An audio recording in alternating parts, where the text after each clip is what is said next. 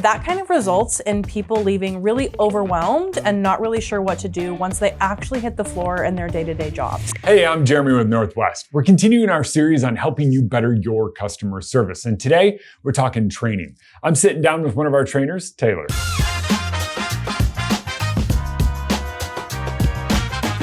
Taylor, you believe training isn't about teaching every possible scenario, which is kind of a hot take. Can you explain why? Yeah, you're right. It is kind of a hot take. What I mean is really about teaching people the right things at the right times. What I've seen and what I've also done in my time as a trainer is think that everybody needs to know everything as soon as they start. I want you to know everything I know. But businesses really do try to have people know every process, every niche exception, and just all of the ins and outs on day one. Yeah. That kind of results in people leaving really overwhelmed and not really sure what to do once they actually hit the floor in their day-to-day jobs. So the result, again, is that overwhelmed employee kind of relying on scripts or things that they've read or things that they've heard instead of forming actual connections with each other or the client. I feel totally seen all of a sudden. How did you go about coming to this conclusion? Because it is kind of contrarian. Our time in onboarding, or the time that I've spent in onboarding, has really changed my perception of the framework that people need. So eventually it started to become really, really packed with information when I wanted you to know everything that I knew. But knowing that the employee felt really overwhelmed kind of made me rethink that into a couple different phases instead of trying to build mastery before I've actually started to build clarity. Okay, so how did you go about changing the approach for the people onboarding? We started thinking of onboarding in phases. We like to use a 30, 60, 90-day plan, but each phase has a purpose.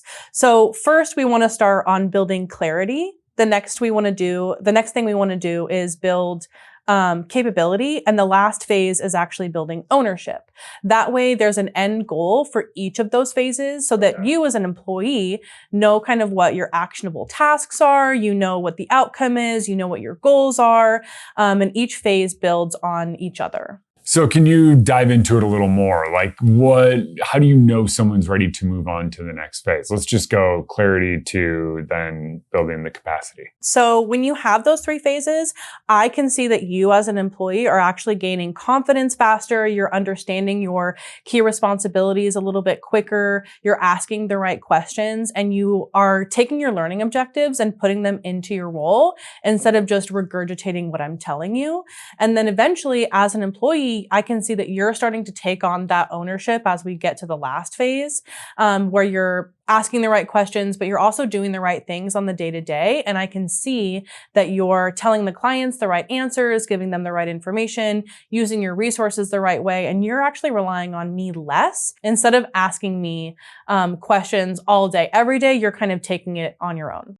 Instead of teaching a new hire every possible scenario, a more comprehensive onboarding process can lead to a better employee in the long run. Coming up, Taylor's going to explain to us how a couple of simple changes here at Northwest made for a more confident employee and a better team. Yeah, so how did people respond when you changed the way you did training or went about training? So this did result in me being able to see that people are becoming more confident even quicker, and they're actually utilizing their resources, using sound judgment, asking really good questions. And so I could see the reflection of it working. And then people became confident and would tell me like, hey, this was actually really, really helpful to get steps 1 through 5 and really get those down instead of 1 through 100 all at once. That makes perfect sense. So a lot of people watching this are starting to grow out their customer service teams, really take that leap to hiring employees. How would you advise them to really structure their training so that they do it right the first time? I would tell them to really focus on those phases and what people need to know right now and what can come later. So that first phase again is building clarity. The next phase is building capability. And the last is building ownership. We focus on a 30, 60, 90-day format, but that doesn't work for every team. So taking those phases into consideration, I would say, what's the end goal for each phase? And then actually work backwards.